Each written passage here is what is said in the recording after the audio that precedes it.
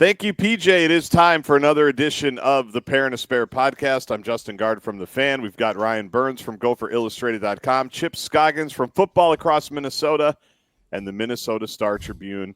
None of us really know what day it is. We're at that point of the summer and fall as things are all kind of coalescing together at once. We're trying to figure out exactly what time it is, what day it is. But I think we're about a week away from kickoff, guys. How are we feeling today on whatever day this is? Season's almost here. I don't know. It's that time where you're trying to get everything out because everybody starts remembering that football's 8 days away. And unfortunately for you, Gaardsy, I don't know how you view it. You've also got the great get-together starting tomorrow. I do. Once the state fair starts, it's over. It's completely over. But we're in good shape there. Well, Chip was texting me that his favorite Justin Gaard tradition is about to come back, which is you sitting in the booth being ignored by whoever is talking to Dan, so you get to live producer life again. Yeah, I have an interesting spot at the KFAN booth where I'm the only one that's in the sun during our time of the day, and I can't pull the garage. It's actually kind of like where I am now. The sun's coming into the side, and I can't pull the garage door down. Otherwise, people can't see on that side, and yet every single guest just comes, stands, and puts their back directly towards me. It's a humbling 10 days here. So it's a humbling 10 days where I'm reminded that it's not bumper to bumper with Justin Gaard. It's bumper to bumper with Dan Barrero. And the guests make that, including Chip in years past. Make that abundantly clear. I am mindful of when I'm sitting in that chair, I look straight out to the audience. So I have peripheral on you and Dan. I never turn my back on you. All right, we'll see. We'll see if you remember that. I often think of Chip Scoggins as very demure, very mindful, don't you? Yeah, of course, absolutely. On top of things. Yeah. So you're coming out Monday, right? I think that's Monday. The plan. Yeah, Monday with Barrero. So I'm looking forward to it. So there you go. And I know, Burnsy, you're making some trips too. Yeah, come say hi. Come bring us food if you want. I always like it. I always call the fair the exact opposite of social media, where social media, everyone just tells you how you suck all the time. And the fair is right, yeah. The fair is different, where people actually come up and go, "Hey, I really like your show. I listen to you every day. Thanks so much for what you do." So I always feel great leaving the fair. It's like a ridiculous ego boost. And then I turn on Twitter for 5 minutes and I'm right back to where I started. That's right, yeah. Well, I enjoyed how you couldn't resist yourself earlier this week. Oh, on Twitter? Yes. Uh-oh. Oh, yeah. Well, do you have something else you want to talk about, Chip, real quick? No, I was just going to say I got a text from one of my high school basketball teammates last night. His son actually is in grad school at the U. And he said they're going to take in the fair on Friday. I'm like, oh, boy. Be prepared. Look forward to his review. That's right. We'll look forward to his review. Yeah. The fair is fun, though, because it's like I see people when you're from Minnesota, you can see people from your entire life. Like, I have no idea who I'm going to see. I know who I'm going to see in the next 2 weeks. I know the people that come up every year, friends that come up every year, parents of my friends that come up every year. But then out of nowhere, like one of our athletic trainers from high school that I haven't seen in 25 years is coming up, or an AAU tournament. My buddy Taylor from Fridley, who I haven't seen in like 30 years, is coming up. And they're all like, "Do you remember me?" I'm like, "Of course I remember you. Like, this is unbelievable." That's why it's fun, because you just never know who you're going to see. I see my entire life in the next 10, 12 days, which is why it's kind of cool. And I'm sure those people come up to you with about 10 seconds left before you go live from the break. That's happened. Sit there and chat. Yeah. Dan's giving you the evil eye saying, "We got to get going here. We got to get going." No, yeah, that's a fair tradition. The bumper music running completely through a song because we're talking to somebody. But that's why it's fun. It's different. It's a completely unique 2 days. Like, people always ask, "Do you like it?" I say, yeah, because of the ego boost. Like I just said, it's the opposite of social media. I get to see people that I wouldn't ordinarily see in my day-to-day life, and it's just something different for 2 weeks. Then it's one of the reasons why the job is unique. The only thing I don't like is getting there every day, because it's a grind. It's a grind to actually get there every day. The parade. Well, yeah, depending on traffic and all of that. But, yeah, if you're coming out, please come say hi. Ask me how the Gophers are going to be this year. Be the only one that asked me that. If you show up during the break and ask me what I think about the Gophers this year, I will give you the exclusive on what I think on how the Gophers are going to be. But yeah, you wanted to get into what, Burnsy? One of my would you call it a Twitter meltdown, Twitter rant? Well, I think I was pretty restrained. it was clear that you'd had a couple of IPAs, I would say. False. There was no. Yeah, I don't tweet while drinking anymore. I stopped that, and I stopped anymore. That's probably a great thing to go through. That is a good practice. Yeah, that is a good practice. I stopped that in about 2018. I stopped that in about 2018. I just figured there was a side conversation of which I wasn't a part of between you and Mr. Scoggins, where I know Chip was about 6, 7, 8 IPAs deep, feeling all sassy up there on the North Shore in Grand Marais. No, yeah, I don't think I had. Oh yeah, Devil's Kettle. That's an IPA, right? Oh yeah.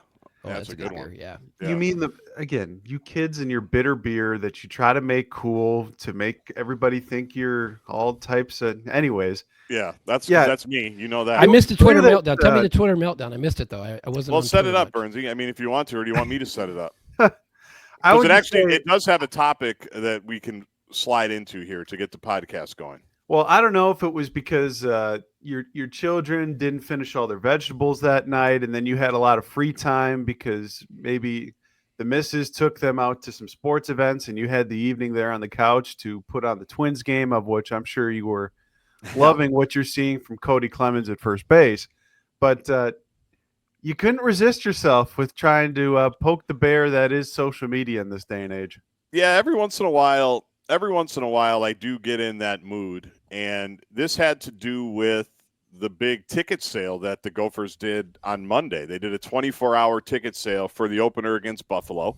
And basically, tickets started at $10, right? That was the get-in price for the game next Thursday night. And let's start there, first of all. I think I don't know what you think, Bernsey and Chip, if you remember, because how many times have we talked about ticket prices on this podcast in our lives? And I will always, like, in a perfect world, do you want to do this? Like, no, you just wish that every ticket was sold for exactly what you want it to be sold for in perpetuity. That's not real life anymore, especially in college sports. I just saw Arizona State has a deal for their opener, who was in the college football playoff, if I remember correctly, that if you're a season ticket holder, you just get 4 extra tickets for the opener. Like, you just get them, and you give them to whoever you want. And their head coach, Kenny Dillingham's like, yeah, that's what you have to do. That's what you have to do if you're trying to build. Like, I love it. Yeah, we're giving them away. Bring who you want. Do whatever you want. So this kind of always comes up. And so I give him great credit for saying, hey, tickets are a little slow for the opener. Not a marquee opponent. It's a Thursday night. All the reasons that we always talk about. Let's do something. And so you can get in for $10. I think it's an awesome idea. And they had lower level tickets starting at $20. You could sit at midfield for the few seats that were available there for $50.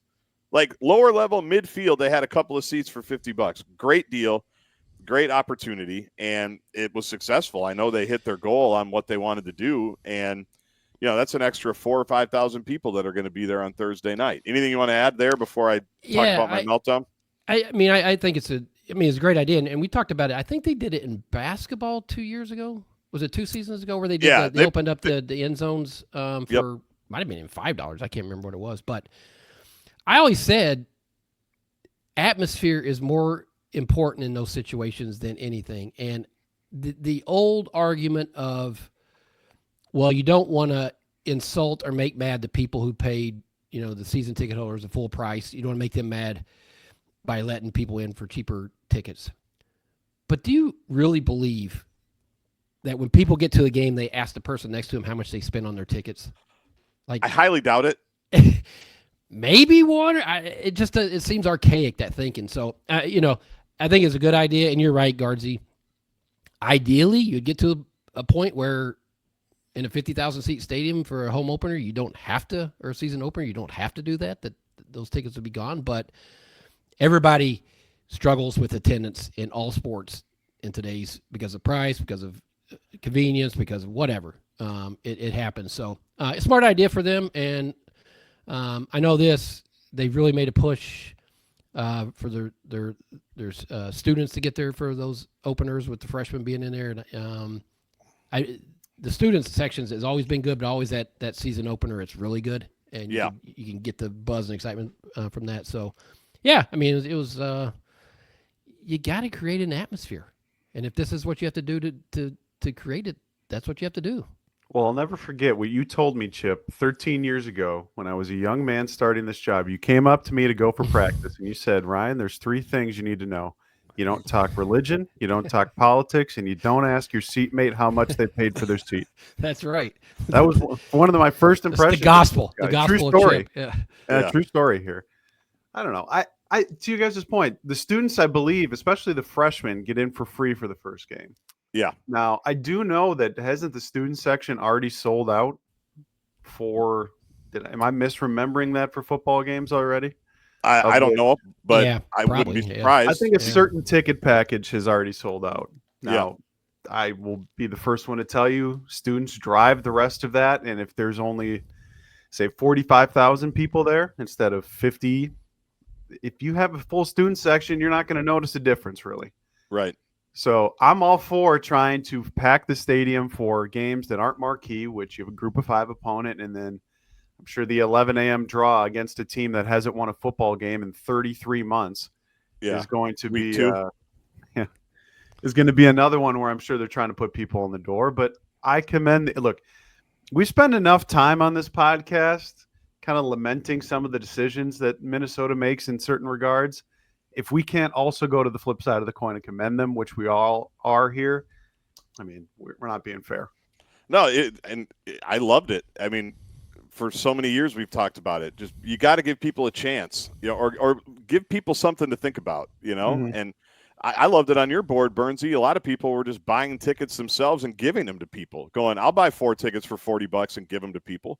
Right. Like it just shows people that you're trying, and so I'm all for it. And like I said, it sounds like everybody hit it. So. I was promoting it, obviously. I know you were retweeting it too, Burnsy. Mm-hmm. Just letting people know in case they, wanted to go or wanted a quick decision. Because you had a day. That's the other part of it. I like how they built in the urgency. Said, we're doing this for a day. You want to jump in and buy some tickets? We're doing this for a day, and then it's done. So as I was promoting it, people were responding to some things on social media, Chip, while you were bathing in the waters of Lake Superior. And actually what I thought was, because of everything I just brought up, get in $10, lower level 19, some seats for 50 midfield. I think it's the best sale they've ever done. I'm trying to remember one off the top of my head that made it more accessible and appealing and affordable to get people in decent spots. And at Huntington, there's really no bad seats. So I write, looking closer, this might be the best ticket sale I've ever seen the U do. Get in prices 10, lower level available for 20, a few midfield seats left in the lower for 50. Love it. So that got a few responses, Chip. From outside the borders? No, not necessarily. Not necessarily. I think maybe. I don't know. Somebody writes, I agree with other posters. Schedule regional opponents. Every other major college does it. Somebody else said something like, why do we have to open with Buffalo? I remember when we opened with TCU and they were 2 in the country. And the place was electric. Now, I didn't respond to that one. I said, well, as you would say, well, Ryan, they opened with North Carolina a year ago. They opened with Nebraska 2 years ago. So to the one about the regional opponents, I wrote this. Iowa is opening with regional rival Albany. Wisconsin with regional rival Miami of Ohio. And that kind of got some other people going, including – one person that said, don't drag Wisconsin into this. Don't drag Wisconsin into this. Later, they're playing Alabama. What about the Gophers, ... crickets? To which that, Chip, I just tweeted the release from gophersports.com that announced that the Gophers are hosting and playing Alabama in 2032 and 2033. There was a few more. Somebody else, I said Iowa plays Iowa State every year. And I said, yeah. And a lot of people don't want them to because they can't go to Cal in 3 weeks. They can't go to Colorado 3 or 4 years ago. They can't schedule to North Carolina because they've already got their Power 4. Mm-hmm. So I don't think I chose violence. I just chose, I was very sarcastic and I guess matter of fact about the scheduling realities of everybody.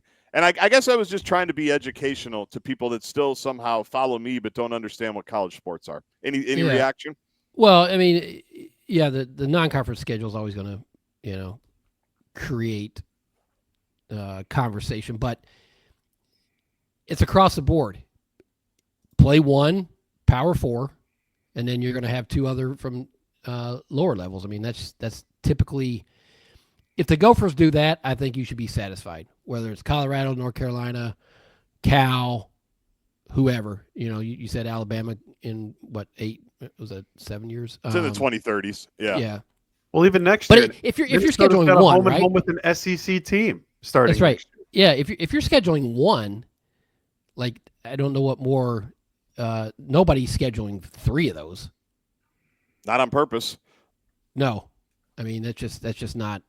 I mean, heck, what is the conversation we heard all summer between the Big Ten and the SEC about schedules and playoff and all that? So, no, I mean it's week 2. Would you want to have a little bit better opponent than that? Yes, but you're playing a pretty good Buffalo team that people where they picked 4th in their league, and Cal, which Power 4. I don't really see an issue with the non-conference. I mean, other than the week 2. Other than the week 2, the week 2 is weak. I mean, that's not a great opponent, obviously. Then you get the 9 conference games versus the 8 conference games of the SEC, of which Chip's Tennessee Volunteers get to play the following powerhouses this year. Chip, have you ever been to East Tennessee State University? I have. I don't even know where that is, Chip. ETSU, East Tennessee. Well, thank you. Turn around on that map behind you. You can see it. It's east. Yeah, it's east. We have ETSU, MTSU. Yeah. You know what MTSU is? Gophers played them 10 years ago, maybe? Something like that. Middle Tennessee. Middle Tennessee. Yeah. There you go. You've also get my favorite SEC tradition, which is the mid-November game against who? New Mexico State, Birmingham, Alabama. Come to Knoxville. Yeah, UAB. That's typically the November game. That one with the SEC, I never understands why you break up your conference schedule with just a layup out of conference. Right. Yeah.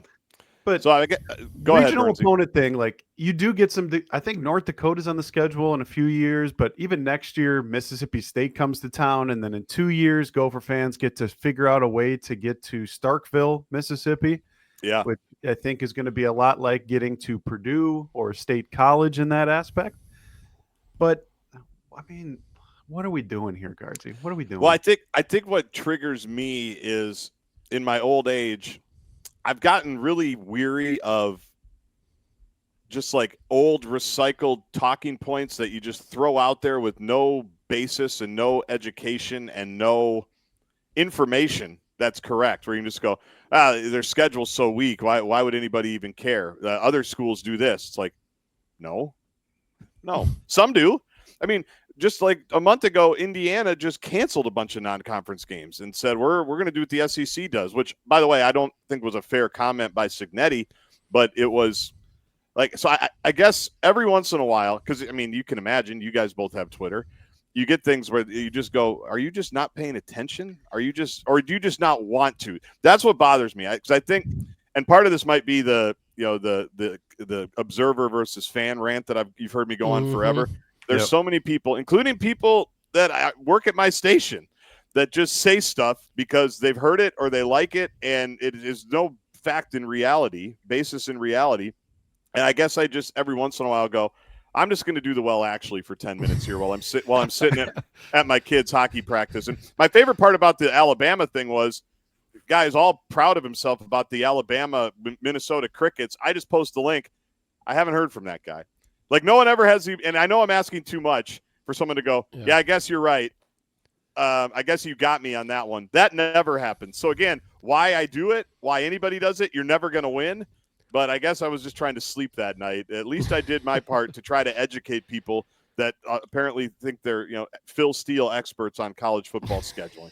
Well, that's where, as the guy who runs the message board here, the thing I'm finding more and more, especially here in 2025, is there's either two categories of people now. It's, are they actually being genuine and don't know? Or I think the category that's gaining steam is something called rage baiting, of which they know what they're doing, and they're trying to get you upset, to get you to crash out, of which they will think is funny.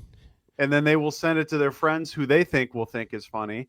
Yeah. So that's what we have to deal with. And I know everybody's playing us the world's saddest song on the smallest violin, but it's trying to decipher in this day and age of just characters on a keyboard or on your screen or whatever it may be. Should I answer this person's question, or are they just trying to be a hooligan to be a hooligan? Or you could take my approach. Just not respond. Don't look at Twitter. Yeah. I've on the internet. When I was a beat writer, I lived on it. I can promise you right now, I don't, and I don't care. You can say whatever. I do not care. You are better off. Like the second I literally do not care. Yes, I understand. The second that I don't have to be on Twitter at all for work purposes, I will not be. Mm-hmm. I just won't be. And since I've stopped rage tweeting at people in 2018 and tweeting while drunk, my life has been better off. It is. But every once in a while, as Kirk Herbstreit always says, every once in a while the animals at the zoo bite back. And so, that was probably the first time in about a year I've actually really engaged. And I didn't even do it, really. I just laid out a couple of facts, including the Albany Great Danes coming to Kinnick Stadium Labor Day weekend against the Iowa Hawkeyes. So anyway, good job by the U to get more people in. And Burnsy, you nailed it. Not every game was sold out last year at home. Mm-hmm. They all felt like sellouts from my vantage point on the sideline because of the students and because of just the overall vibe of the fan base. Now, we talked about it all the time last year. The building was electric, and it wasn't sold out every single game. There were a couple, but so I think it's going to be a great atmosphere, and good on them for not just saying, well, nobody's coming, nobody's coming. Minnesota fans don't show up. We wish we could get out of the Thursday night game. It's like you gave them something to think about. And a lot of people responded. So hopefully that's a trend. And hopefully people go and have a hell of a time and want to go back because that's the point of it too, right? Give people a taste of, hey, I haven't been to a game in a while. This was fun. And I want to come back, maybe not to Northwestern State at 11 o'clock on September 7th or whenever that is. But maybe when they come back off that Cal trip, I'll check out Rutgers or I'll check out, Michigan State, whatever it is. I think it's great. It's the one beauty of television contracts to me is 10 years ago when we were all doing the same thing we're doing now, except didn't have microphones in front of us. What did the Gophers have?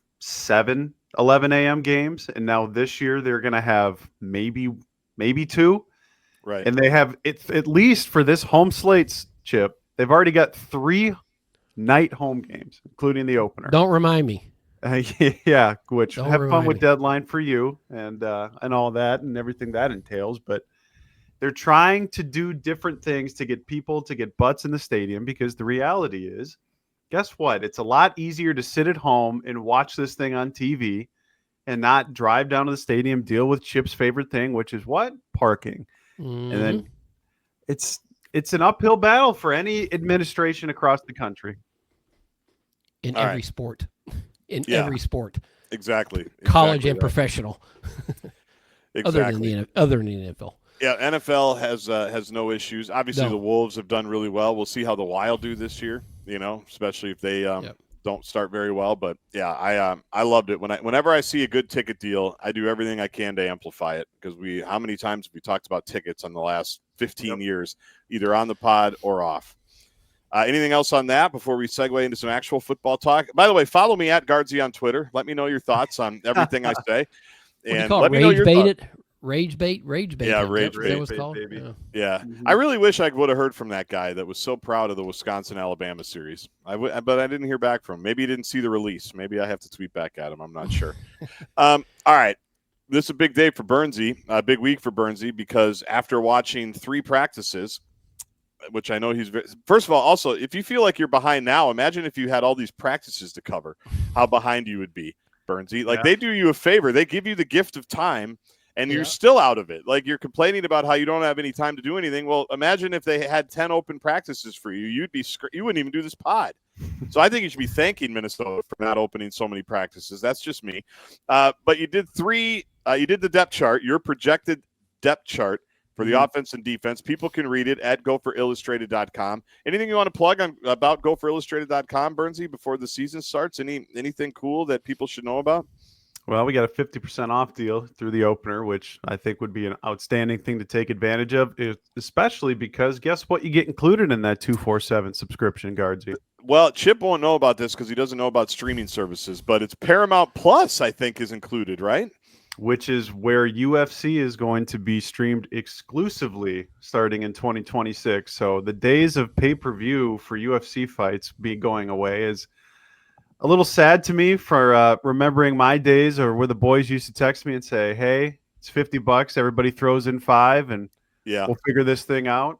Well, guess what? If you get it free within your 247 subscription. So for those of you who are trying to get off the fence, 50% off. Plus, by the end of it, you get some Paramount Plus in your life. All right, gopherillustrated.com there. Can we start? Do you have any place you want to start, Bernsey? I have a couple of thoughts, but any place on your offensive depth chart, something that I piques my interest, any place, or you want me to just go? I will follow you into the abyss, good captain. Well, let's start with wide receiver. Mm-hmm. And then we'll maybe go to offensive line. And you have Lemeki Brockington, which I don't think is any surprise. People, hopefully he stays healthy this year and can be productive. He has one of the most infamous catches in Gopher history at Camp Randall a few years ago. Javon Tracy, transfer. Logan Loya, transfer. I know Daniel House is high on Logan Loya. I listened to Gopher Gridiron, and you had some fun with that.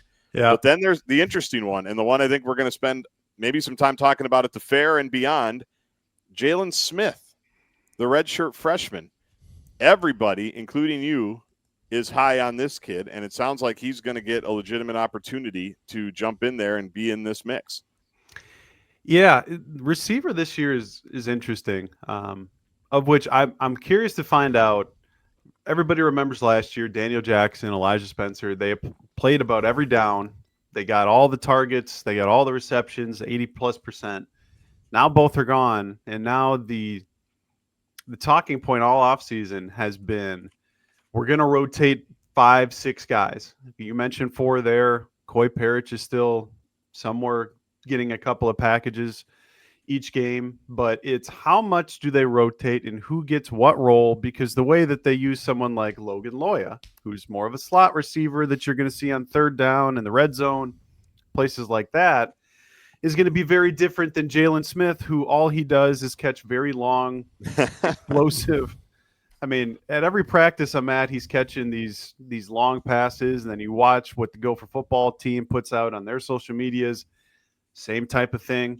So everybody's got to have a different type of role, and I think like a Javon Tracy and Lemeki Brockington can help you in the intermediate game, but I don't think there's a single player on the Gopher football team that will catch over 40 passes this year, and that's Darius Taylor included. Now, I know Darius caught 52 passes last year. I just think you're going to see a lot of different players catch between 30 and 40 passes, and Jalen Smith is among that. Mankato West kid who redshirted last year, and I know that he is my I call it my proverbial Brevin Span Ford annual breakout pick where I'm 9 years too early, and we're saying this about a redshirt freshman who hasn't caught a pass in a game yet. Yeah. But you listen to what PJ Fleck has talked about and somewhat comparing him, but not trying to compare him to guys like Corey Davis or Rashad Bateman in that aspect, because what does Chip's favorite head football coach always say, Gaardsy? Comparisons steal your joy. Well, I'll tell you, I went to 2 practices, and they're not going to show you a lot, but in 2 practices, I saw the kid catch 3 60-yard touchdowns. Yeah. I'm not notice that even for schmoes I'm not Vince Lombardi, but when a guy catches 3 60-yard touchdown passes in 2 practices I go to, you take notice of them. And I see a striking resemblance, to be honest with you. I know, that's right. Get the old hat going. But I asked PJ, was it last week we were out there, and the thing that really jumped out to me in watching the practices is offensively, you see Jalen Smith's speed, you see Coy Parrish, you see A.J. Turner. They've added some real explosiveness and some home run ability, I feel like, on offense. And PJ said, yeah, he said last year there were basically like 3 guys you knew were going to get the ball. They felt, what did he say? He felt like there's like triple that number this year, but he said people don't know Jalen Smith, but they're going to find out about him real quick. Right.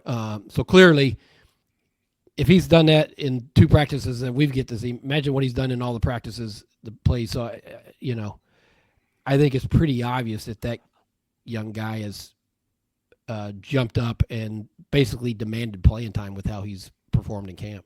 They've done nothing to throw cold water on the Jalen Smith steam. And they've had Fleck has had every opportunity to do so over the last month. Some cold water from Lake Superior, whatever it may be. But I think to the point that you originally said, Gaardsy, I mean, there's 4 guys there. Plus, I do believe Coy Parrish is going to have a role. Now, the Coy Parrish offensive role, I will continue to say, if I set the over-under, boys, and to give more context here, we've seen Dave Rebson from BTN compare him to a Travis Hunter type of season. I think that's crazy. But I saw Jake Butt from BTN kind of compare him to the Jabril Peppers role from Michigan a few years back, which was Jabril Peppers played about, I think it was 50 snaps in 2 years. I would say, which side of this? I think we talked about it last week, but if I set the over-under for Coy Parrish offensive snaps at 100, which comes out to, if you play 13 games, say roughly 8 a game, are you taking the over or the under on Coy Parrish 100 offensive snaps?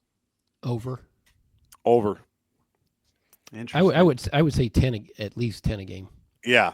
I mean, 10 a game is basically 2 series, a series a half if you're doing it right. Because you're gonna get what, 60 snaps, 60, 65 snaps a game. Yeah. So my worry with Coy is we're expecting him to play 50 plus snaps a game on defense.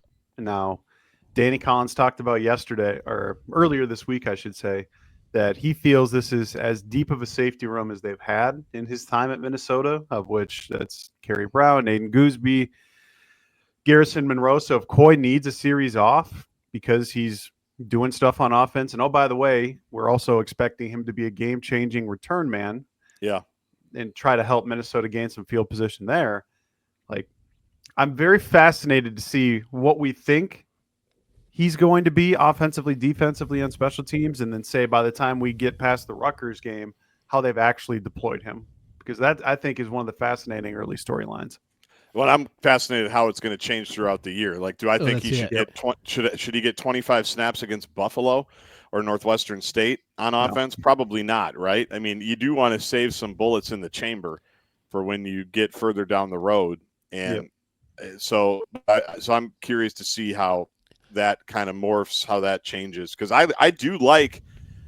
like the idea, just reading what you've written about all these guys, Bernsey, whether it's Tracy or Loya. Tracy in particular, like, they've been productive. Like, they were productive at their previous stops, right? It's not like – so, and I think some of that stuff translates. You think about Elijah Spencer coming from Conference USA. It took a minute, but, like, eventually those numbers that he had as a freshman translated here, right? Like, Tracy's numbers should translate pretty well, right, from the MAC to the Big Ten. So I like the fact that it seems like they have a bunch of guys that can help them out. Now, if Max Brosmer was here, I'd like it even more because he can get from progression 1 to 7 in like 2.2 seconds. Can Drake Lindsay do that, right? Is he going to be able to see all these different options as quickly and as easily as Brosmer did? That's going to be the other thing to figure out as we go. Well, going back to Coy, as much as you'd like to get the reps and see it, you really think PJ is going to show his hand in the non-conference of how they're going to use him? I don't think so. I mean, you save that for conference or the real wrinkles for conference. But they have a lot of guys, and PJ talked about that he feels like they have triple the number of guys that can contribute and really be someone they can rely on. But I don't think you can realistically think they're going to hit on all of them, right? There's going to be different. Some guys are going to be ready right away. Some are going to take a little bit more time. I don't think you can expect the best case scenario across the board on all these new guys. So that's what this early season is about, sort of figuring out who you have and who you can trust in game situations. It's great to see it in practice, but they need to figure out what it looks like in a game. And so I'm curious to see the approach in the non-conference in terms of run pass, trying to establish that, that kind of continuity in what you are as a passing game, because they know they can run the ball, I think, right, with Darius. I mean, they didn't run it effectively last year when they always needed it, but I do think they have a really talented group of running backs with the guys they brought in to pair with Darius. But they need to establish that too, coming off of what they did last year. They need to show that they can be a more effective running game. So it feels like they have a lot to figure out and kind of work on in these early, in the non-conference games. And I'm just curious to see what the approach is with Harbaugh and Fleck in terms of how they go about that. Well, you'd imagine if we're Greg Harbaugh, the offensive coordinator for Minnesota, you'd have to approach the Buffalo game of Drake Lindsey needs to go out and not necessarily win it, but you need to test him significantly, because you're not going to learn anything against Northwestern State. And you don't want to travel across the country to Cal Berkeley for a 9:30 p.m. kick and be like, we still don't know what we have in the quarterback. Because I think Buffalo, to your point, is a 9-win MAC team. They're going to be very competent. They returned 9 defensive starters, at least for Drake to look against. So if I'm Harbaugh in that opening game, I'm absolutely testing Drake. But I would also say, here's your nugget going into next week's put the carrot out there ahead of the Buffalo preview. I got my pen. Do you know how many carries Darius Taylor has in the opening game for Minnesota in each of the last 2 seasons? Well, last year he had 0. He had 0. He didn't play. Nebraska, he had like 2 or 3. He had 1. Yeah. Essentially, you haven't had Darius Taylor for the opener in each of the last 2 seasons, and of which, by the way, your offense has sputtered to start. Where last year they scored 17 points. Now, it doesn't help when your kicker misses 2 field goals from inside of 45. But they have amassed, I think, 251 total yards is the most between Nebraska and North Carolina.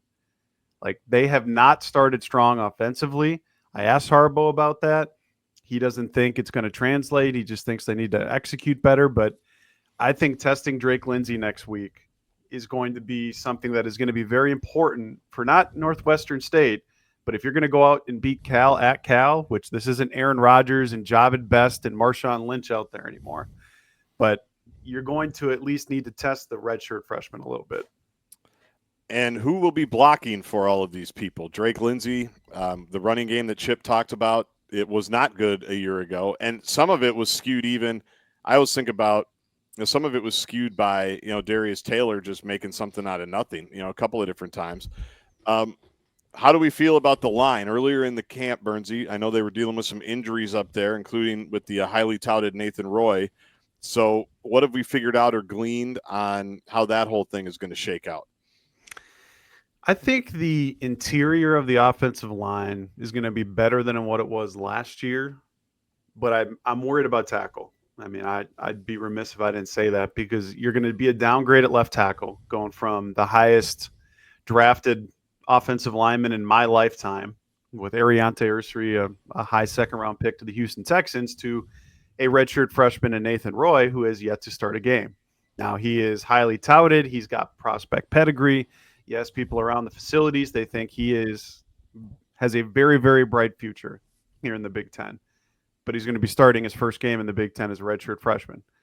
And then I think right tackle, it's going to look very similar to what it did last year with Quinn Carroll, as Dylan Ray is an experienced SEC lineman, has over 1,000 snaps played.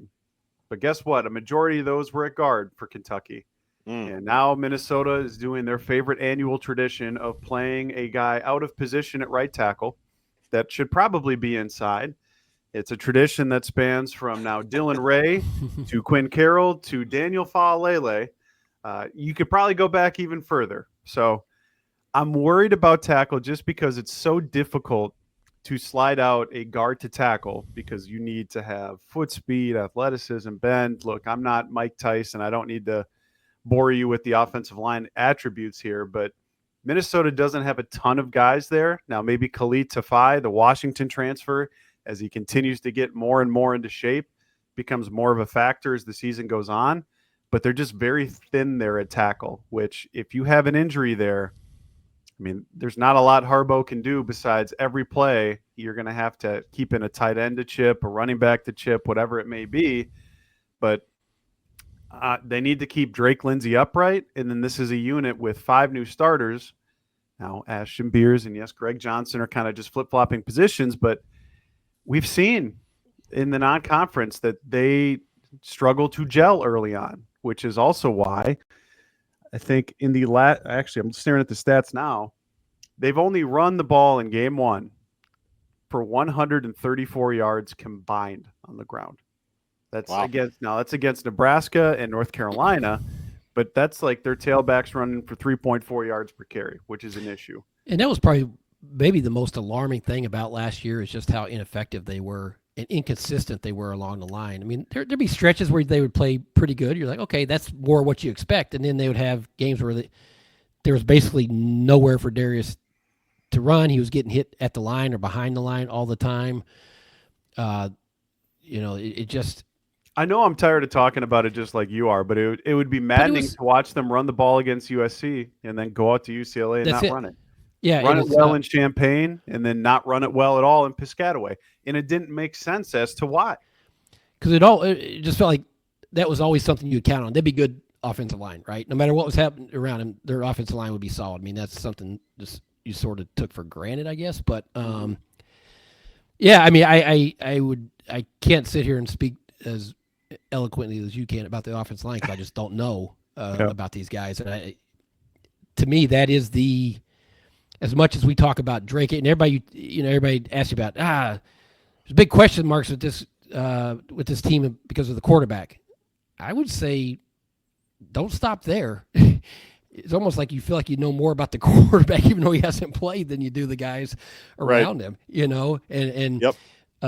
Some of the unknowns are they have guys that have, even at wide receiver, guys that have played college football and have pedigree and numbers, but it's like until you see it in a Gopher uniform in a Big Ten, you don't know. And so the same thing with the offensive line, but they have to be more consistent.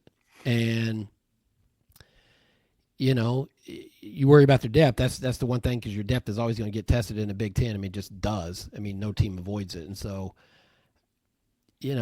but the one thing I keep coming back to is PJ is been so public and verbal about this team and how much he likes it and the talent that he has. So, I mean, clearly they know something more than we do, but PJ's always like that, right? He's never not enthusiastic. And maybe it's just me, but it feels a little different this time, the way he's talking about a team with so many unknowns. It just kind of it kind of catches me every time you say it, because like I just feel like I don't know much about this team. I mean, I know the stars, but in terms of across the board and all these guys that we're talking about that are new or unproven, I just feel like I don't know a lot about this team. Well, that's the interesting part for PJ, is what he's saying without saying it, or what he's saying and you're reading between the lines, because this is year 9 of now covering with you guys, is the early years of PJ Fleck. You could tell when he was throwing cold water on it. I mean, could, but this year it feels like he's not. It feels like he's trying to gas it up a little bit. Now, I asked him about this at his press conference in terms of, okay, well, if you're going to outperform expectations and say win 8, 9, 10 regular season games, well, you better be better in one possession games, because you were mediocre there last year. They were 3-4, where in 2019, 11 games, magical year, you're 6-1.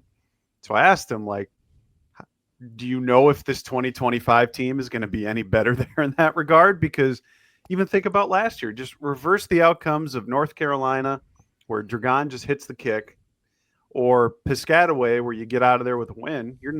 You win 9 regular season games, and we're all in Tampa, and Gaardsy's trying to pull me out of Whiskey Joe's, and except I tell him then that's not me. I'm at a different bar, and I don't know what 6'4" individual you're dragging out of there. We would have gotten to go to Whiskey Joe's together for the first time, even though you think we spent magical nights there. But his answer to me wasn't, I mean, I don't know what I was expecting to hear, but it's essentially trying to put them in every type of situation to where when a weather delay happens, where they had a weather delay at practice the other day when one of those monsoons rolled through, and he was explicit and said, we came out and then we didn't practice well. But you know what?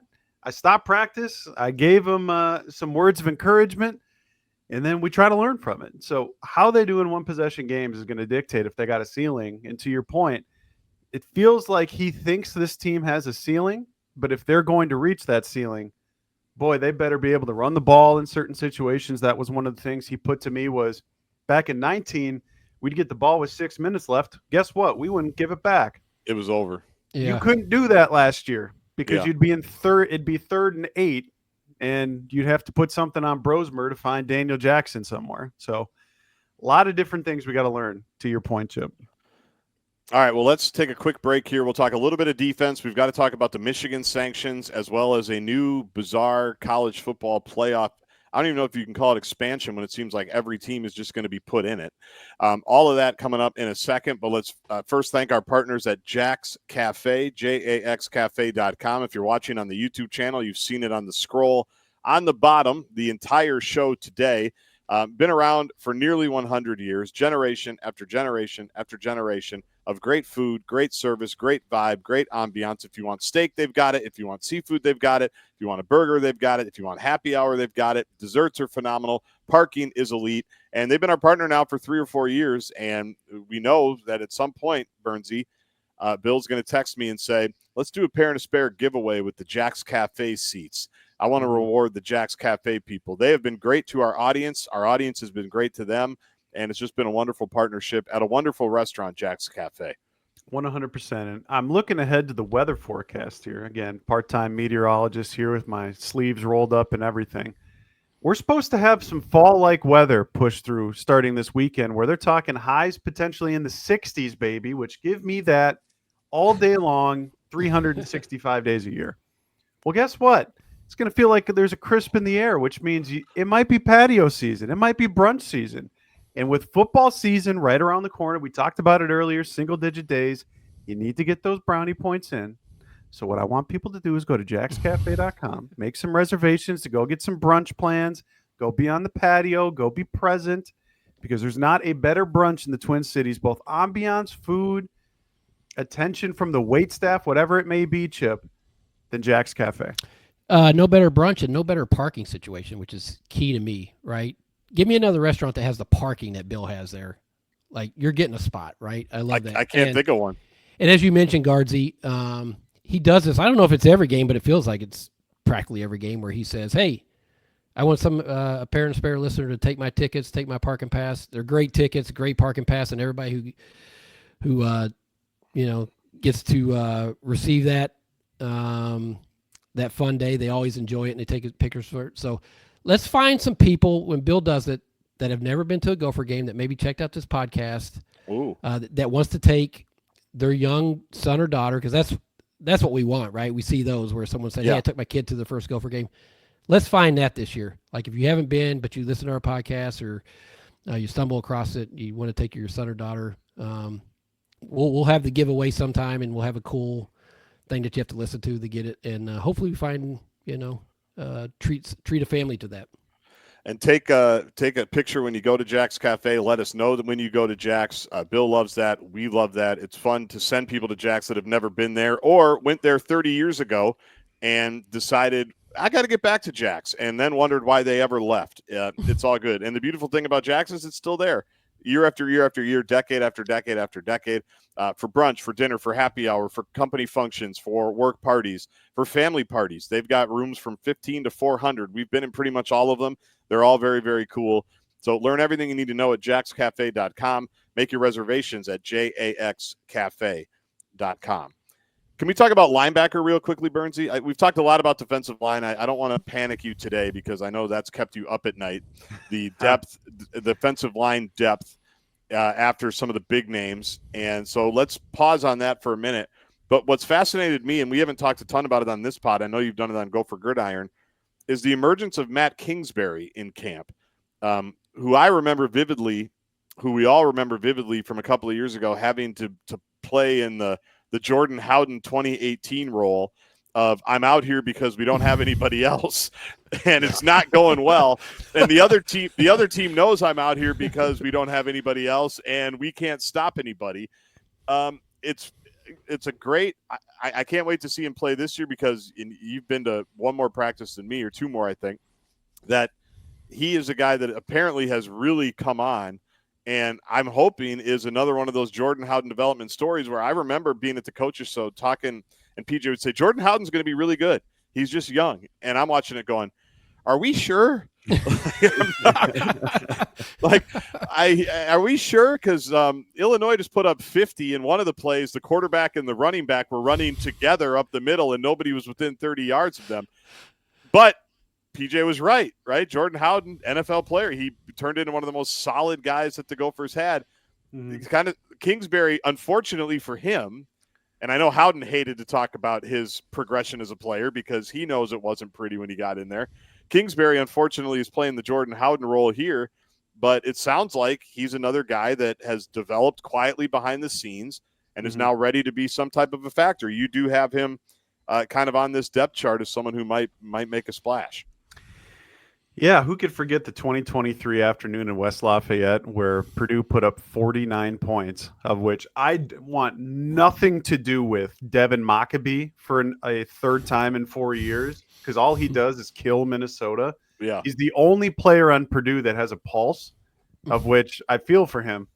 But yeah, that Matt Kingsbury game was a tough one to watch. But now he's going to be in his third year in the program. It's 2 years later. I think the theme for me at linebacker is going to be a lot like receiver, where there's going to be guys who have different roles. Where Matt Kingsbury, you're going to see him play on early downs, first and second down, because his strengths are he's 6'3", he has a neck roll. He looks like, he looks the part of an early down run stopping linebacker. Now, I tell you, I don't know that I saw a single practice where there was an actual tackle involved. So I don't know if any of these linebackers can do much of anything in that regard. But I think you're going to see Matt Kingsbury play a lot versus the Iowas and the Wisconsins of the world to try and bring the physicality and try to stop the run. Whereas a guy like Devin Williams is smaller than him, hopefully. Again, he's a guy who's played a lot of football for Minnesota in that aspect. I think you're going to see him more against passing teams. Or my favorite of the group, of which I'm trying not to get too excited because I know he's a true freshman, is the kid from Robbinsdale Cooper and Emmanuel Carmo. I was going there next. Hit it. Go ahead. No, you go. I just wanted to know what you thought of him. Well, that's where number one player in the state kid, 4-star kid. I just think you're going to see him move around a ton. It's going to feel like something that you would watch with, who's the Vikings defensive coordinator? What's his name? Brian Flores. Like, you're going to see him line up as a linebacker, a traditional linebacker. You're going to see him line up as a pass rusher off the edge. You're going to see some Mike Zimmer-esque, him standing in the A-gap on passing downs. Like, they're going to have 4 different linebackers, in my opinion, probably play over 200, 250 snaps, because they have guys that have strengths and weaknesses compared to like a Cody Lindenberg who can play every down. This linebacking unit doesn't have that outside of maybe Maverick Baranowski, which we'll find out. But that's the thing with Danny Collins this year is they're going to have a lot of guys. Like, it wouldn't shock me if there's 20 guys, like legitimately 20 players who play over 200 snaps.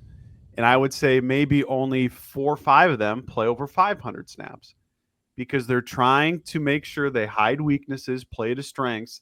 Now, I'm a little skeptical that you can get everybody lined up in the same package and how all that works, but linebacker specifically is one of those, Gaardsy, where I think you're going to see a lot of bodies roll through there, and Matt Kingsbury is going to be a part of that. Carmo is one of those players that you just notice when he's out there, right? Because he has kind of that explosiveness and just kind of shows up. But, Gaardsy, as you're talking about development and Matt, and it kind of made me think that as good a job as PJ has done in closing the borders and recruiting and all that, there's still not going to be a program that gets 4 and 5 stars, consistently, and that the roster is going to be stocked with that. But this staff has proven, and you can look at the resume of guys that have where they started and gone on to the NFL.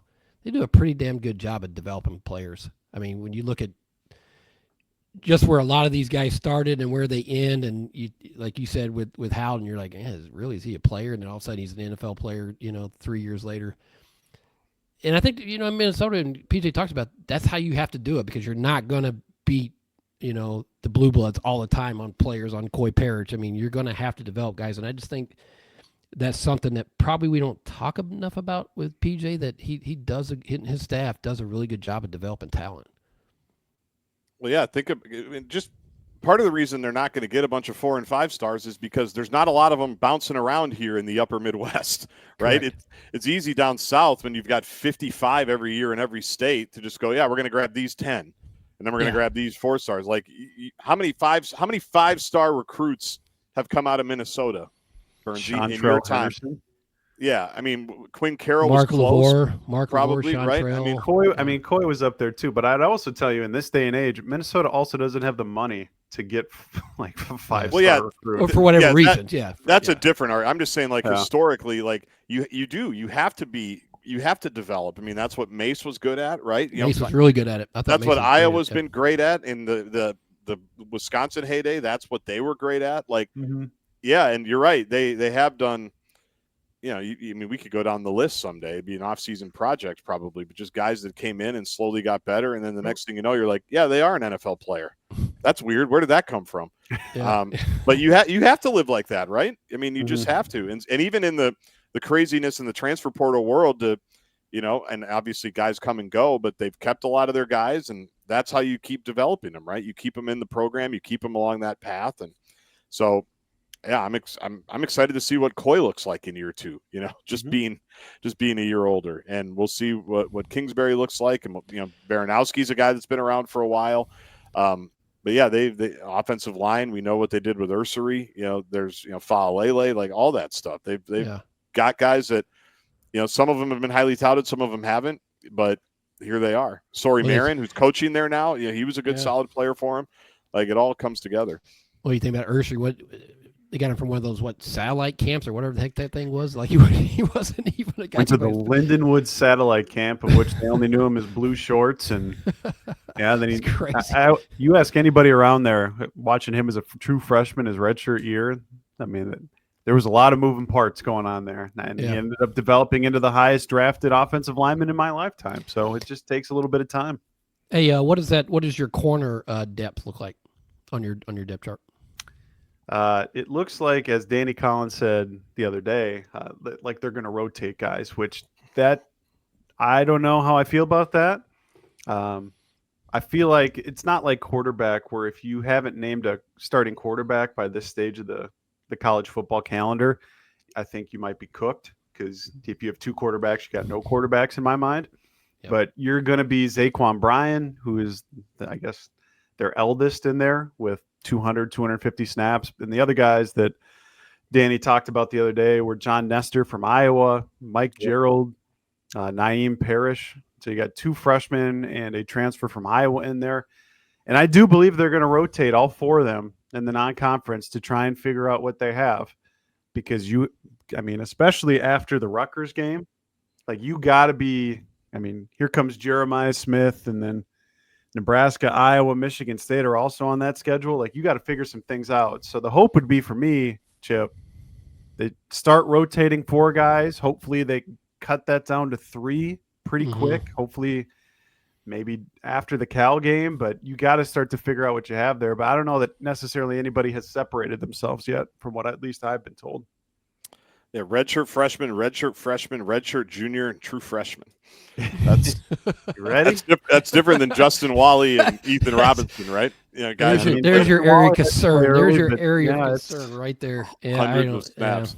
Yeah, that's. But in a week and change, we get some answers to these tests, or answers to these questions, which I'm excited about. I also want to say, before we transition here, this is now a Tom Weston Australian punter podcast, of which Chip, going forward after the first couple of 50-yard punts, is going to come on this podcast with a Foster's Australian for beer. Because, look, I know a lot of people are shocked to hear this. I'm shocked to say it myself. I think they got a punter, man. Like, Tom Weston, who is a D2 transfer they picked up from a college in Oklahoma. Like, the ball comes off that man's foot different than what I've seen since probably Peter Mortel. And if they actually have a punter who can gain them field position and then pin people deep too, oh boy. Oh boy, for the guy at head coach who loves to play some trestle ball. So I'm excited to see Tom Weston in the non-conference. I'll tell you that much. I'm excited for the crowd reaction the first time he does what you're talking about. Because they have maroon and gold punting his winning shirts. Yeah, they haven't seen that in a really long time where someone just boom. They're not going to know what to think. They're not going to know what they're watching. He had a heck of a day that day we were there last week. The last practice. I mean, I've asked around. Like, is he just having good days when we're there? Because players do. Yeah. And then when we leave, it kind of goes back. He sounds like he's had a pretty good camp. So I'm hopeful. Look at me dreaming on special teams, just like everybody thought that maybe this is the year for that group. On that note, who's the kicker? I'm going to go with Brady Denneberg, who's the. Did I just bring you down? By the way, did I just bring you down from your special teams high? Yeah, that was. Did you see I felt dramatic pause. My hat almost blew off with that long sigh. You're in Roseville, I'm in Minnetonka, and my hat. I just felt a breeze from that long sigh. Yeah, here comes the gall, just everything coming down Lake Superior. Where's the Edmund Fitzgerald tipping over here? Where I want to see it. Look, Brady Denneberg has a Dragan Kesich type of leg. It's in the same tier, absolutely. He can make kicks from 55 yards with ease. The question is, does he have Dragan Kesich accuracy from 2023 or 2024? Because those are very different accuracies, and that's where he has struggled in his career historically from 40-plus yards. He's 3 of 9 in his career. And we already spent time talking about one-possession games and everything that goes into those. Kicking is a big part of it. So I think Denneberg's going to get the first shot. We'll see how he looks next Thursday, but I just want to see them make their kicks from 40 yards and in. And we'll see what happens from 40 and out, but I am leery about the kicking situation, to say the least. Yep, something else to watch. Something else to watch. We start a week and change from now. All right, in our final couple of minutes here, maybe two topics. One for sure, but Michigan was in the news again today, guys, or this week, in that they got their penalties from Spygate, not to be confused with the recruiting penalties where they illegally recruited a lot of the players on their during COVID and used them all to win a national championship. That's not this case. We're not talking about that case where they've been penalized. This is for Connor Stallions. They received a series of fines that could eclipse $30 million, but did avoid punitive penalties such as a postseason ban or vacating of victories, including that 2023 national championship season. NCAA imposed an additional game suspension for Sharon Moore, who's already been self-suspended or self-imposed suspension for 2 games. That will be served the first game of the 2026 season. They also did levy an 8-year show cause penalty on Connor Stallions and a 10-year show cause penalty for former head coach Jim Harbaugh. Here's my favorite sentence in the whole story. This is Pete Thamel and Dan Wetzel, ESPN.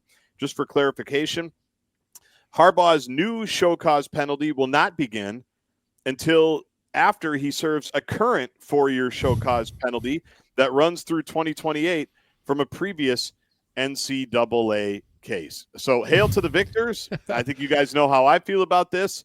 What do we make of these penalties to the Michigan Wolverines? Well, I think the NCAA is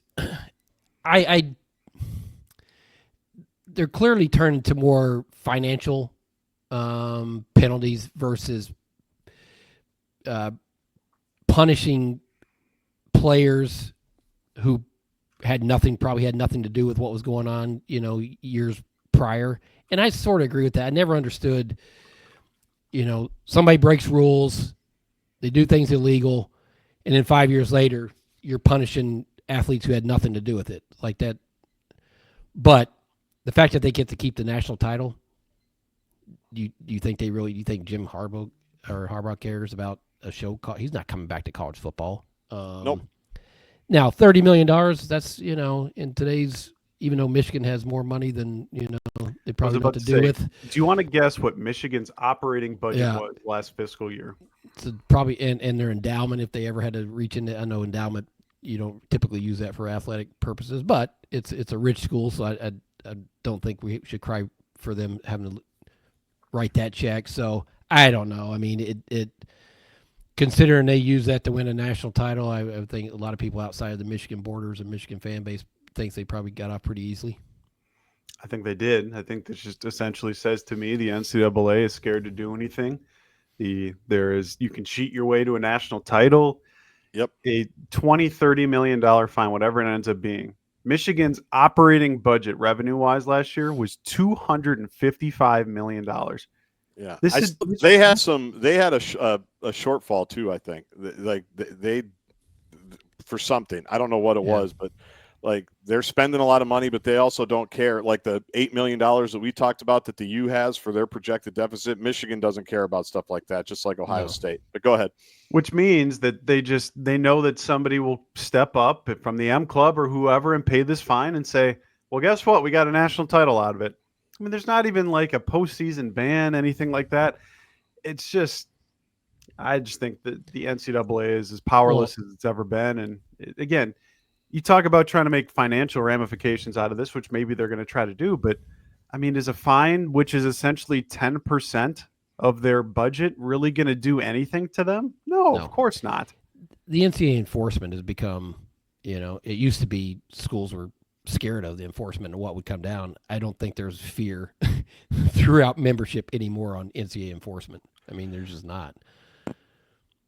Yeah. Well, and you guys know how I feel. I think the whole thing has been a joke. Harbaugh's a joke. Sharon Moore crying at Penn State was a joke. All of it's a joke. How Michigan fans react to it is a joke. You can. What it shows is why disincentivize cheat. You're not disincentivizing cheating when you do this.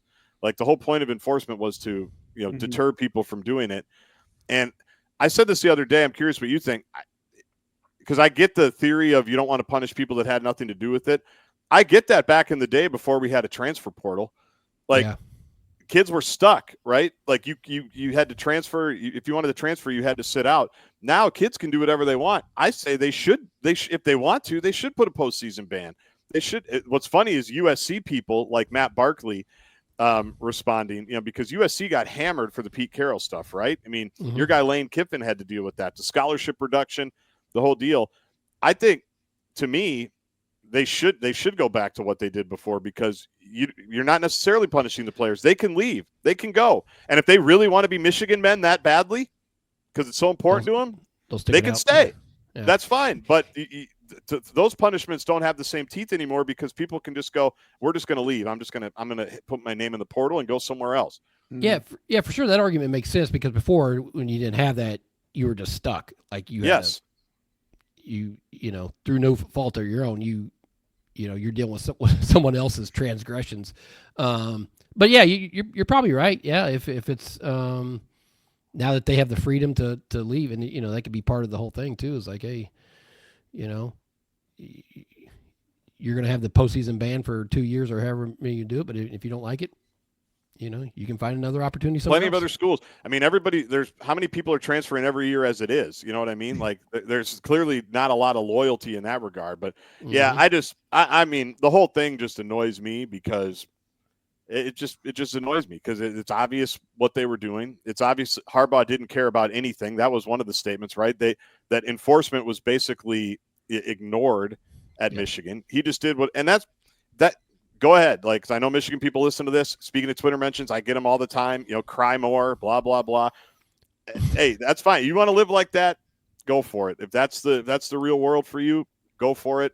It actually has me annoyed with J.J. McCarthy too, who's I'm going to have to watch for the next 10 years as the Vikings quarterback. And what a great guy. I know every time he says, "Oh, Chip, what a great question," and "Oh, this guy's the great." Sure, he's great, but I'm going to have to get over that as a Vikings fan moving forward here, because I just think the whole thing sucks. I just think you have a guy who literally didn't care. And I used to defend Harbaugh when he had his contract slashed. I defended him and said, the guy's done everything but beat Ohio State. Like, he's put them back on solid ground. He's a good football coach. But this whole thing has been a joke, from the players that they cheated to get recruiting during COVID, when people were actually kind of following the rules. There was a handful of people that didn't. They were one of them. And then use those players and an elaborate scouting scheme where, whatever you think about it, well, we didn't have that when we beat Penn State. We didn't have that when we beat Ohio State. We didn't have that when we had the championship run. That's all fine, but it doesn't mean that it didn't happen. And it still goes back to the first case that you're in trouble for. You had all these players, in part because you cheated to get them. And that's the thing that it's just too bad, because Michigan shouldn't have to cheat for all the things that we just laid out. Like, I can understand why Clem Haskins wanted Jan Gangelhoff to write a few papers for people. Like, there's schools that you go, yeah, they probably needed to cheat. Michigan should never have to cheat in any world, in any way. We've all been there. Randy Byrne has been there. Like, they should never have to cheat in anything, with every advantage that they have with the stadium, with the money, with the boosters, with the school. They should never have to do this. And so miss me with Michigan, men. You guys are frauds, and we're happy for all of you. Anything else? I think you covered it well. That sums it up. That sums it up. Boy. It's just, I mean, and let's not get into how you get every call too from going for every single. I mean, people talk about that forever, but that's a whole nother podcast. Just, I hope they suck forever. Is that? Am I making my good blanket clear? statement there? No, look, I want you to tell me how you really feel next time, between your Twitter stuff earlier this week and then your Michigan stuff here. I feel like I'm in the dark. I think there's a lot of gray area yet, and I hope you become more explicit with us. I know I need to stop straddling the fence, but I hope they suck forever. And that's still my favorite, when Sharon Moore was crying at Penn State like Jim Harbaugh was dying of cancer. You know, it's like, come on, dude. Like, come on. And but anyway, so there's that. The college football playoff in our final minute or two. Interesting story floated. This to me seems like rage baiting, Bernsey. It is. It is. Let me see if I can pull up some of the details here. Oh, it doesn't look like I can. Oh, yeah, here it is. Working on my new setup here. The Big Ten apparently is exploring, and the SEC might be too, a 24 and 28 team college football playoff bracket that may feature as many as 7 automatic qualifiers each for the Big Ten and SEC, 5 each for the Big 12 and ACC, 2 for the best group of 6 programs, and 2 at-large selections. This is a Ross Dellinger Yahoo story that I'm reading for.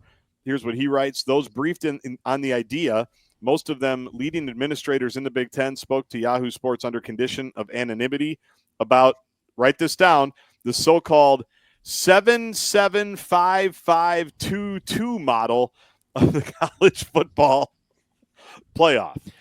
How are we feeling about this? Can we go back to 2? Can we go back to the BCS? Right. Can we go back to just we'll pick a national champion at the end of the year? We'll vote on it. We'll have the polls do it. Just keep it at 12. I mean, that's absurd. 24, 28, just keep it at 12. I mean, if it's causing this much consternation and wild, 28 teams, like how long? Come on. No, just keep it at 12. If that's, if you don't want to go to 16, keep it at 12. I almost missed the BCS at this point, because you could at least, you knew what it was going to be. And the moment that they took it out of the public's eye and put it behind closed doors to the rankings, and I mean, that's where the subjectivity comes involved, and everybody thinks they're getting screwed. And I'm sure Bama fans have a lot to say about that, but just 24-28, it's just a money grab. And you're already losing fans because this thing is now on every different TV channel. And I'm thinking about a team like Cal Berkeley. They're in a conference essentially on the East Coast. Like, we started this thing talking about regional football, and we're just, when money gets involved, people do stupid things. And when stupid money gets involved, it gets even crazier. So the hope would be, if you do expand it, just keep it at 16 and then stop doing this. This is like the NCAA tournament, where it's essentially, if you have a pulse, if potentially you get in, and yet the Gopher basketball team can't find a way to get in there. Now that's a separate podcast, but unnecessary shot by you. Especially considering Nico Medved, Roseville guy, I didn't need to do that. Low-hanging fruit. I look at it just from the basic. I love college football regular season because it's, the drama and all that and the excitement. And the playoffs should feel special. Yeah. Making the playoffs should feel special. If you're telling me that 7 Big Ten teams are going to make a playoff, that does not feel special. I'm sorry. Mm-hmm. No, even for me, who's a college football expansion guy, this is absurd, of course, insane, of course. And I don't even really believe it as much. I think that what they're basically, I think they're just throwing stuff out so we can, I don't know if it puts pressure on, settling in on the 16 or whatever it does, but because there's no way in hell this would ever get passed, ever. No. Ever. Because, the seventh place team in any league should not be in the college football playoff. No. Basketball, I get it because it's basketball. You can't, think about how many games this would have to be. And I know there's buys and campus sites and everything that comes with it, but this is obviously insane behavior. And hopefully we get back to realistic reality. Stuff. Reality. They still want to try to get this thing figured out by December, right? For next year and beyond, which they still don't have any clarity on. Why don't they just keep it at 12 and everybody walk away for a year, let cooler heads prevail, and just say, we're not going to talk to you. We're not going to talk about the playoff. We'll just let it be. It's fine, and we'll revisit it. I mean, I know everybody wants more money. I know TV wants it. I know they want the TV money and the money grab, but throwing out just absurd, asinine ideas is not productive. I don't know. Well, you tell Tony Petitti and Greg Sankey to get on the same page, go to Versailles and work this thing out. I don't know where they need to go, but until that happens, here we are. Well, I know I love it. That I know what at least 2 minutes of my 8-minute pregame interview with Mark Coyle next Thursday at the stage in front of 3M Arena at Mariucci are going to be about. What do we think of this, Mark? And then Andy Greeter will tweet about it and write a quick blog about it, and you guys won't even listen to it, and that's disappointing. That's disappointing, but it'll be good. What was the need for the shot here at the end? What was the need for that? Just a parting shot. Yeah. Cannonball across the bow. I'm just trying to have a nice Wednesday. I think Michigan spun me up. Sorry. I'm sorry. I'm not mad at you. I'm mad at Michigan. No, it's because you don't like to protect regional games, Justin Guard. That's what you have alerted the fans to here. I'm getting upset. I'm going to go see what the kittens are doing. You know what you need to do? Make a reservation at Jack's Cafe for some brunch. JAXcafe.com. Get yourself a mimosa and some French toast, and everybody settle down. We will be here next week talking about Gophers, Buffalo, and maybe we'll preview a couple of other games in the Big Ten. Maybe we'll preview the big preseason matchups that Gopher fans were telling me about, Iowa and Albany, and Wisconsin and Miami of Ohio. Maybe we'll do a deep dive into those big-time non-conference tests to open up the season for the former Big Ten West rivals. He's Burnsy. I'm Gaardsy. We've got Chip Scoggins as well. Thanks to Jack's Cafe for their continued partnership. Make your reservations at jaxcafe.com. We'll talk to you next week on The Pair and a Spare.